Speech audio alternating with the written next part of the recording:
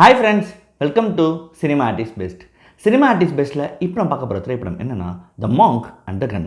திரைப்படம் வெளிநாடு 2023. இது வந்து பார்த்திங்கன்னா ஒரு பூட்டான் நாட்டு திரைப்படங்க. திரைப்படத்தின் ரைடர் அண்ட் டைரக்டர் யார் சொல்லி பார்த்தீங்கன்னா பாவோ சோயிங் டார்ஜி. திரைப்படத்தில் டாண்டி குவாங்சுக் டாஷியா முதன்மை கதாபாத்திரம் பண்ணியிருக்காரு. சரிங்க, த மாங்க் அண்ட் த கன் என்ன மாதிரி கதைக்களம்னு பார்ப்பாங்க.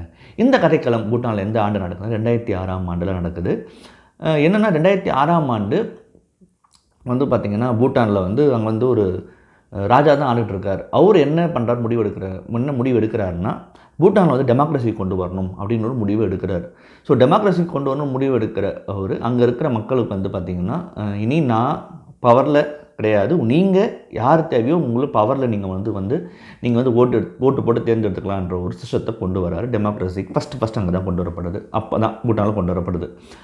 இதில் என்ன ஆகுதுன்னா, ஒரு ஊரா அப்படின்ற ஒரு குக்கிராமத்தில் இருக்கிற ஒரு மாங்க், ரொம்ப பழமை வாய்ந்த ஒரு மாங்க் என்ன பண்ணுறாருன்னா, அவன் சிஷ்யங்கிட்ட எனக்கு வந்து ஒரு கன்று வேணும், அதுவும் வந்து பார்த்திங்கன்னா பௌர்ணமி அன்றைக்கி எனக்கு வேணும் அப்படின்னு சொல்லிட்டு அவனுக்கு உத்தரவு போடுறாரு. ஸோ அதனால் அவன் என்ன பண்ணுறான், அவன் சிஷ்யன் என்ன பண்ணுறான் சொல்லுமா, அந்த கன் எங்கேயாவது கிடைக்குமான்னு தேடி போக ஆரம்பிக்கிறான். இதனிடையில் ஃபாரின்லேருந்து அமெரிக்காவிலேருந்து ஒருத்தர் வராப்பில் கோனல்னு சொல்லிட்டு அவன் என்ன பண்ணுறான்னு சொல்லி பார்த்திங்கன்னா, அவன் வந்து ஒரு ஆன்டிக் வியாபாரி, மிக முக்கியமாக ரைஃபிள்ஸ் வியாபாரி அவன். ஸோ எப்படியாவது வந்து இந்த ஒரு பழமை வாய்ந்த கன் வந்து ஊரின்ற ஒரு கிராமத்தில் இருக்குதுன்னு கண்டுபிடிச்சி அங்கே வந்து பார்த்திங்கன்னா அங்கே இருக்கிற ஒரு பூட்டான்லேயே வாழ்கிற ஒருத்தனோட ஹெல்ப்பை தேடி அந்த கன்னை வாங்கலான்னு போகிறாப்புல. இப்போ என்னென்னா, யாருக்கு கன் கிடச்சிது ஃபஸ்ட்டு, அது அந்த கன்னால் என்னென்ன பிரச்சனைகள் உருவாச்சு, முக்கியமாக அந்த மாங்க் எதுக்கு வந்து அந்த கன்னை வந்து கொண்டு வர சொல்கிறாரு அவரோட சிஷ்யங்கிட்ட, அதே சமயம் அங்கே எலெக்ஷன் வந்து எந்த அளவில் வந்து பார்த்திங்கன்னா மக்கள்கிட்ட போய் சேர்ந்தது போன்ற பல கேள்விகளுக்கு பதில் சொல்கிற படம் தான் அந்த மாங்க் அண்ட் த கன். இந்த மாங்க் அண்ட் த கன்னோட எனக்கு ரொம்ப பிடிச்ச விஷயம் என்னென்னா, முதல்ல அந்த கண்டென்ட்டாக ஒரு மேட்டர் ஒரு கையில் எடுத்தார் பார்த்திங்களா, அது ரொம்ப பிடிச்சிருந்தது. வேரியஸ் பிளாட்ஸு அதில் ஒரே இடத்துல கொண்டு வந்து சேர்க்கணும்னு முடிவு எடுத்ததில் வந்து எனக்கு அந்த வேரியஸ் பிளாட்ஸில் இருக்கிற பாயிண்ட்ஸ் ரொம்ப பிடிச்சது, ரொம்ப நல்லாவும் இருந்தது. ஸோ அது எனக்கு ஃபஸ்ட்டு பலமாக அந்த படத்தில் பார்க்குறேன். அடுத்தது அந்த படத்துடைய சினிமாட்டோகிராஃபி, அதாவது ரொம்ப என்ன சொல்கிறதுங்க, ஒரு மெஸ்மரைஸ் பண்ணுற மாதிரி சினிமாட்டோகிராஃபி நிறைய இடத்துல இருக்கும். அதாவது வந்து ஷார்ட்ஸ்லாம் வந்து பார்த்திங்கன்னா நிறைய ஸ்டாட்டிக் ஷார்ட்ஸ் இருக்கும். அதாவது அந்த கிராமங்கள் எப்படி இருக்குது அப்படின்றத ஃபோக்கஸ் பண்ணணுன்றது நான் பிளான் பண்ண மாதிரி இருந்தது. ரொம்ப சீனரியாக, ரொம்ப செரீனாக, ரொம்ப அழகாக வந்து சினிமாட்டோகிராஃபி அமைஞ்சிருந்தது தான் நான் சொல்லுவேன். அது ஒரு பலமாக நான் பார்க்குறேன். அதே படத்தோட பிஜிஎம்மும் வந்து ரொம்ப நல்லா பண்ணியிருந்தாங்க. இந்த படத்தில் நடித்த நடிகர் எல்லாருமே ரொம்ப நல்லா பண்ணியிருந்தாங்க.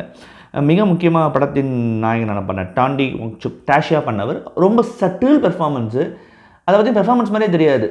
ஏதோ தானோ ஒரு மாங்க்கு அவன் கண்ணை தேடி அலையிறான், அந்த மாங்க்கை அவங்க இவர் சொல்லிட்டாரு, அவங்களோட குருநாதர் சொல்லிட்டாரு அப்படின்ற மாதிரி ஒரு விஷயம், அதை பற்றி புரிதலும் இல்லாத ஒரு கேரக்டர் ரொம்ப அழகாக சட்டில் நல்லா பண்ணியிருந்தார். அதே மாதிரி பென்ஜியா பண்ண ஒரு கேரக்டர் இருக்குது, அந்த கேரக்டரும் நல்லா பண்ணியிருந்தாப்புல. அதே மாதிரி எட்மன் நினைக்கிறேன், ரான் கேரக்டர் வந்து அவர் பண்ணவர், அவரும் ரொம்ப பிரமாதமாக பண்ணியிருந்தாருன்னு சொல்லணுங்க.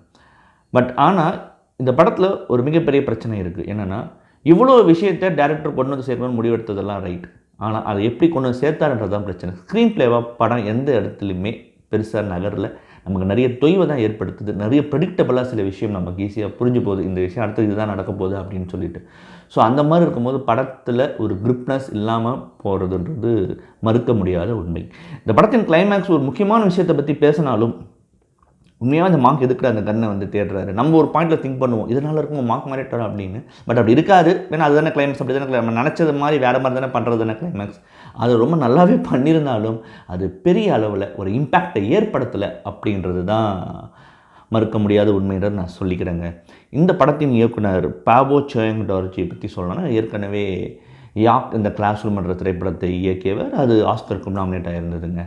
பட் ஆனால் இந்த படத்தில் அந்த மாதிரி எந்த இதுவுமே நம்ம ஒரு க்ரிப்பிங்காக, ஒரு டென்ஸாக, ஒரு எடுத்துகிட்ட கதைகளத்துக்கு ஃபுல்லாக ஒர்க் பண்ணியிருந்தாருன்னா இல்லைன்னு தான் நான் டெஃபினட்டாக சொல்லுவேன். மேபி ஒரு வேளை அமெரிக்கன் கம்பெனிஸ் உள்ளே நுழைஞ்சதுனால ப்ரொடக்ஷன் வேல்யூவை ரைஸ் பண்ணாங்களே தவிர திரைக்கதைக்கு பெருசாக கான்சன்ட்ரேஷன் பண்ணலன்றது வந்து கண்கூடாக தெரியுது படம் பார்க்கும்போது. இந்த திரைப்படம் வந்து எங்கேயுமே பெருசாக ஷைன் ஆகலைங்க. பட் ஸ்டில் இருந்தும் டொரண்டோ இன்டர்நேஷனல் ஃபிலிம் ஃபெஸ்டிவல் வந்து பார்த்திங்கன்னா அஃபிஷியல் செலெக்ஷனுக்கு ஸ்க்ரீன் பண்ணப்பட்டிருந்தது. அதை தவிர்த்து வேறு சில ஃபெஸ்டிவல்ஸில் 5 wins, ஓவராலாக வந்து பார்த்திங்கன்னா 5 wins 8 நாமினேஷன் இருக்குங்க. இந்த மாங்க் அண்ட் த கன் என்னை பொறுத்த வரைக்கும் இது ஒரு வாட்சபிள் ஃபிலிக் தாங்க. மற்றபடி வேறு எதுவும் இந்த படத்தில் இல்லைன்னு நான் சொல்லிக்கிறேன். மறுபடியும் தரமான உலக சினிமாவடியோ இல்லை ரீஜனல் சினிமாவடியோ இல்லை ஷார்ட் ஃபிலிமோடையோ சந்திக்கிறேன். நன்றி, வணக்கம்.